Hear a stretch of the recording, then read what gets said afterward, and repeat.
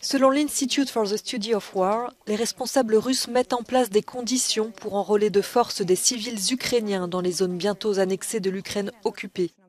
Ils pourraient ainsi requalifier leur invasion de l'Ukraine et l'occupation du territoire bientôt annexé comme une opération antiterroriste. Toujours d'après ce think tank, les forces russes engageraient des hommes dans ce district militaire occidental nouvellement mobilisé sur les lignes de front de Kherson et de la région de Kharkiv sans formation préalable. Il est peu probable que ces hommes, avec seulement 1 ou 2 jours d'entraînement, renforcent réellement les positions russes touchées par les contre-offensives ukrainiennes.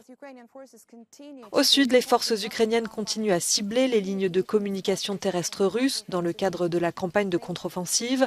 Elles perturbent en particulier les efforts russes pour construire des barges et traverser les fleuves. L'Institute for the Study of War affirme que les forces ukrainiennes consolident leur position sur la rive gauche de l'Oskil et qu'elles ont gagné du terrain dans la périphérie de Liman. Des sources russes rapportent que les tirs d'artillerie ukrainiens empêchent leurs forces d'utiliser la dernière route logistique vers Liman.